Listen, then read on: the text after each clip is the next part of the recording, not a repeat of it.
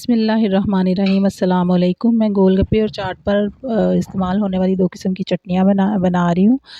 तो उसके लिए मैंने हुबानी लेके उसको 2 घंटे भिगो दिया था और मैंने साथ में लिया है नमक 1 चम्मच और भुना हुआ ज़ीरा लिया है 1 चम्मच और 1 चम्मच मैंने काला नमक और 4 चम्मच मैंने शक्कर ले लिया और कुछ गोल लाल मिर्चें ले ली हैं। इसकी जगह पे आप चिली फ्लेक्स भी डाल सकते हैं। और हुबानी को आपने अच्छी तरह से वॉश करके तो फिर आपने उसको पहले थोड़ी देर भिगोना है, फिर उसको अच्छी तरह से वॉश करना है और फिर आपने साफ़ पानी डाल के इसको भिगो के रख देना है 2 घंटे के लिए।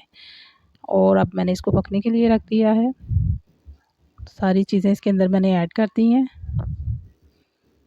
बहुत ही अच्छी सी मज़े की ये चटनी तैयार होती है। तो इसको 10 से 15 मिनट आपने पकाना है। अब वो बिल्कुल नरम हो चुका। अब इसको मैं ग्राइंड कर लेती हूँ अच्छी तरह से, बिल्कुल सॉफ्ट सी हमारी ये चटनी तैयार हो जाएगी। और बहुत तीखी सी बनी है ये, क्योंकि इसमें गोल लाल मिर्चें मैंने बहुत ज़्यादा ऐड की थी। तो आप चाहें तो इसमें ग्रीन मिर्चें भी डाल सकते हैं, लेकिन ये इसके साथ ही इसका टेस्ट बहुत मज़े का आता है। अब मैं इमली की मीठी चटनी बना रही हूँ। इमली को मैंने साफ़ एक दफ़ा धो के अच्छी तरह से और फिर मैंने उसको पानी में भिगो के रख दिया था। अब उसका मैंने अच्छी तरह से गूदा निकाल के तो उसको मैंने स्ट्रेन कर लिया और इसको मैंने पकने के लिए रख दिया। और साथ ही इसमें मैंने चीनी मिला के रख दी थी। तो अब इसको पकने के लिए रख दिया मैंने। इसको पकने दूँगी क्योंकि थोड़ा टाइम लगेगा। और 10 से 15 मिनट इसको भी हम पका लेंगे।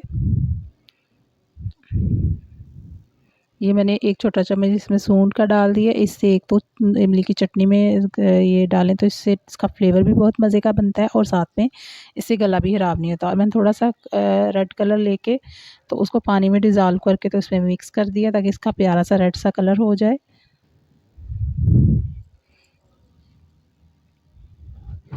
और अगर आपके पास ये सूंठ नहीं है तो आप अदरक का थोड़ा सा अदरक भी क्रश करके डाल सकते हैं। और ये अच्छी तरह से इसको इसकी कंसिस्टेंसी को ज़रा थोड़ा सा बेहतर करने के लिए थोड़ा सा मैंने 1 चम्मच कॉर्नफ्लावर ले लिया। उसको थोड़े से पानी में डिज़ोल्व करना है और साथ ही इसमें ऐड कर देना है। साथ-साथ सब चम्मच हिला दूँगी। इसका कंसिस्टेंसी जो है वो बिल्कुल बाज़ार की चटनी जैसी हो जाएगी। मज़ीद इसको 3 से 4 मिनट पकाऊँगी। और अगर आपको कॉर्नफ्लावर कम लगे तो आप थोड़ा सा इसमें और भी ऐड कर सकते हैं।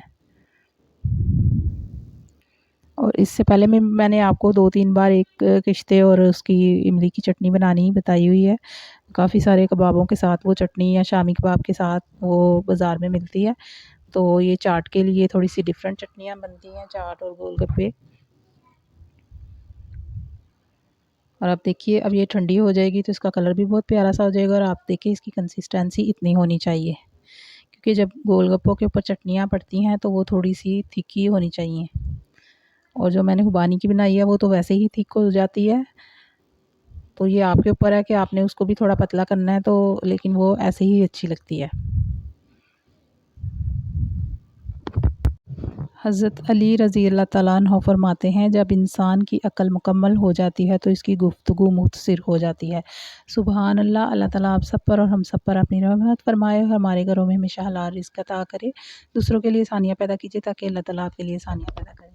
और ये मैंने 3 किस्म की चटनियाँ तैयार कर ली हैं। और ये साथ में मैंने ग्रीन चटनी भी बनाई है। और मैं फिर आपसे गोलगप्पे की वीडियो बाद में शेयर करती हूँ।